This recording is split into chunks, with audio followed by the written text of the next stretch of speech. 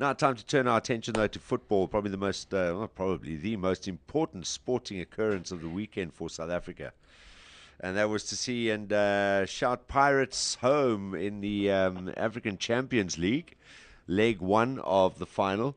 Roger Desai joining us on the phone right now. Roger, how's it going?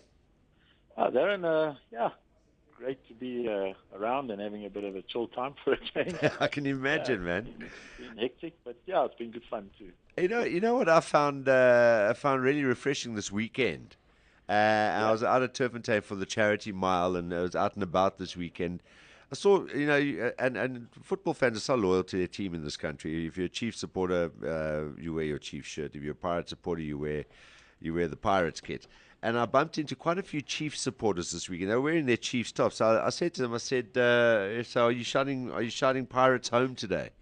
And all of them, bar one, there was only one that went, aye, aye, aye. No, no, no, I can't shout for Pirates. All of them were going, yes, we're shouting for Pirates today, which I thought was awesome. yeah, it was. I must say, even at the hotel, just before we left to the stadium, we had a couple of Chiefs players come around, and even from other clubs, to pick up tickets and well wishes and everything else. It was fantastic. It was.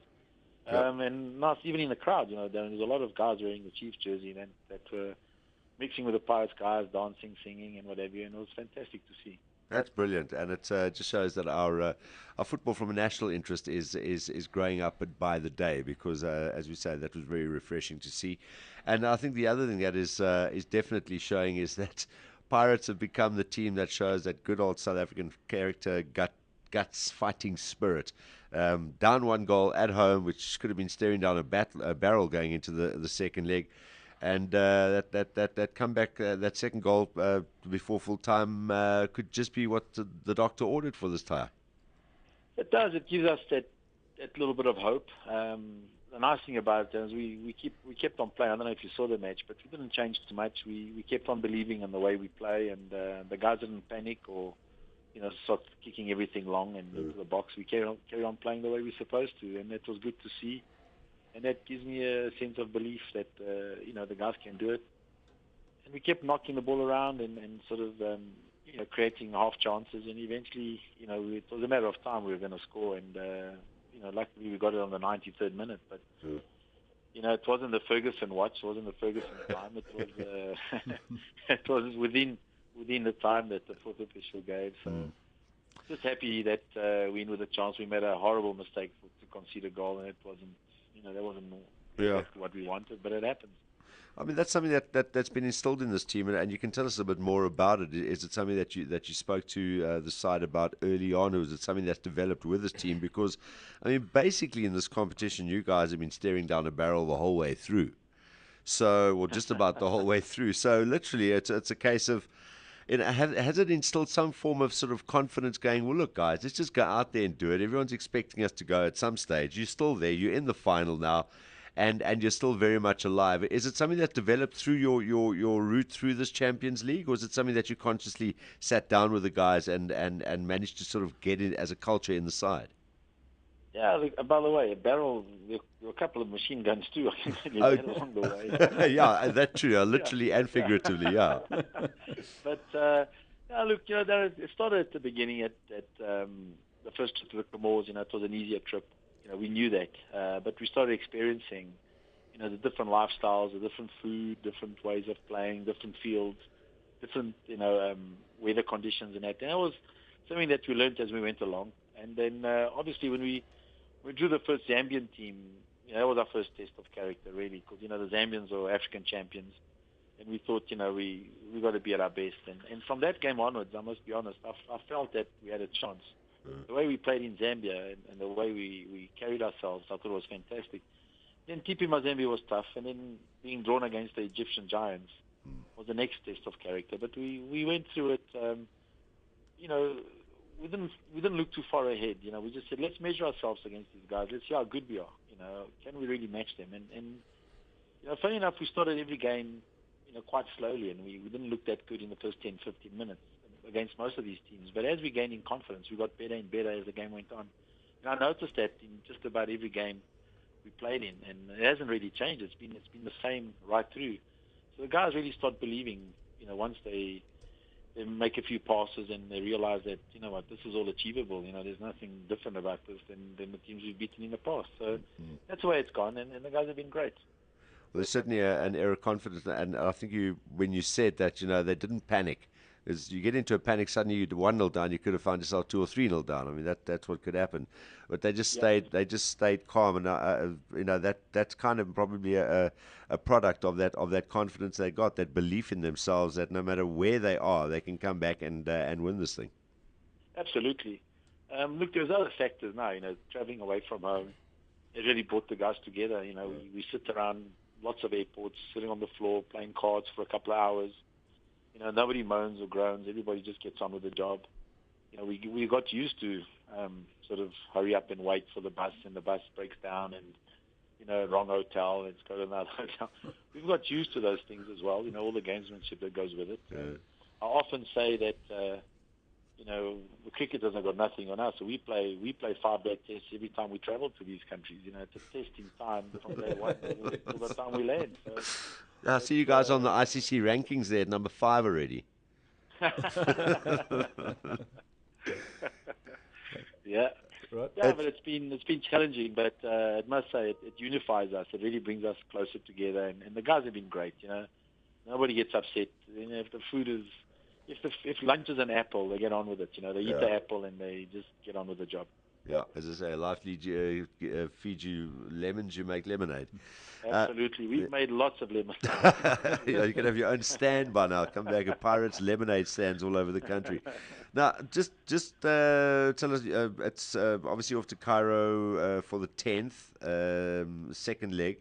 And is Cairo pretty much... there's two questions here. First of all, is Cairo pretty welcoming, or are they going to make life very difficult for you over there? Over and above, obviously, it could go off today. We don't know because of the whole Morsi thing. But, is it a pretty hospitable place compared to some of the other African places? It is. Darren, funny enough, the northern African countries have been pretty good. Going to the Congo in the DRC was a little bit a little bit frightening at times. But we've been to Tunisia, and we went to Egypt. Even though in Egypt we played in a place called Laguna, which is almost like a holiday resort. Well, it is a holiday resort in the Red Sea, but that's a lot easier. The Egyptians, I found, they're pretty hospitable. They do support their team. There's no doubt about it. They tell us from the time we land that what the score will be. It never favors us. From the time we land, they all tell us 4-0, 3-0. Yeah. They call us Orlando. They keep saying Al Ahly 3, Orlando 0, and you get that from everybody. But they're not bad. They're not gonna stone us or throw anything onto the pitch or anything like that. But there are, there's a massive crowd in that stadium. Lots of firecrackers and smoke and lasers and lots of songs and a lot of noise. So it is intimidating. Yeah. But they do appreciate good football, and the times that we've been there and we've done well, we seem always to get clapped off the field. So I certainly hope that it continues that way. But when it comes down to football, they're pretty good with it. Yeah. They, good hotels, good roads, good buses. We can't complain too much about it. Absolutely, and even some of their players have been very complimentary about your fight back as well, which means there's a lot of respect between the sides, and it's a case of let's dust it out on the field, and let's not have to bring in other factors the days leading up to the game just to see who is the best on the field. How much do you sort of put onto the fact that you've put 3 past these guys already before? Do you put that behind you, or do you draw from that and say, look, guys, we've got the better of these guys over there before, so let's build on that. Absolutely, Darren. As you know, every game's got its own story. It's got its own issues and circumstances that led up to those results. So that 3-0 result was, we got 1-0 up, and then straight after that they had a penalty which they missed.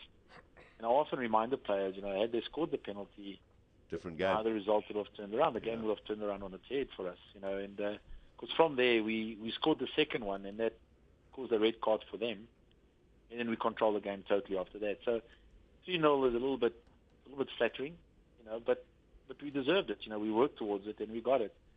But we don't want to look too much into the past and into the history. And obviously, when it's time to build their confidence up, we'll obviously throw it in there. Yeah. But, you also run the risk of complacency sitting in and saying, this is easy. We've done it before. So we've got to try and wipe it out. And there'll be new personnel. A couple of guys are suspended for both teams. It's a final. I mean, they've played in, I think, 10, 12 finals in the last 20 years or whatever it is. So for us, it's our first one. And, it's totally different. It's in their home ground as well. Yeah. We got to just wipe it clean and start from scratch and look at some moments that we've got to improve on and be ready for it and do our best. Well, I sense an air of quiet confidence in just hearing you speak, Roger, which is great. Johnny, final one for Roger. I just want to congratulate you, Roger. You've had 9 of your players named in Gordon Eggerson's Bafana squad. Gee, that's not bad. Well done. Are you happy about that, Roger? Let's find out first. Yeah, I am happy about it. I'm happy for the players, but I just want to find out which are the 2 because I'm going to have to let them cry on my shoulder. Gordon, don't tell me who's in. Tell me who's not in. Tell me who have you left out. Just call that. Brilliant But stuff. it's great. I think there's a couple of them. They've been fantastic. They truly deserve it. And Gordon's been in contact with me, on a weekly basis. And I certainly hope they carry the form across the Gordon's team. Awesome stuff. Rogerio Paulo Cesar de Sá. You can thank Pirates Updates, who just tweeted that you're chatting to us on the show now. The guys are on the ball. But now we've found out what the full name is. So Rogerio Paulo Cesar de Sá. Roger, we really appreciate you chatting to us. Well done on pulling off that draw over the weekend and go over there and give them a little bit of a clap and come back and bring that trophy home. Get that second star. Certainly hope so, Darren. And thanks very much for all the support. You guys have been great. Awesome stuff, Roger. Cheers, man. Bye-bye. Thank you. Roger de Sá joining us. Turn myself off there. Joining us on Balls Radio and Mix 93.8 FM. He sounds. We've spoken to Roger a few times. Yes. Going back to the Scoop, I've never heard him sounding so calm, I agree. collected, and Relaxed. just very chilled with life. Even during the World Cup when he was helping Portugal, remember we spoke to him? He seemed much more tense, but he seems very, very relaxed. Not often you say that about someone who's either coaching a Pirates, a Chiefs, or a Sundowns in South Africa. But there we go. Nice. Good luck to them. We hope Pirates can go and do it. As I say, it was nice to see a lot of Chiefs fans getting behind them as well. Get that and your other favorite sound clips from balls.co.za now.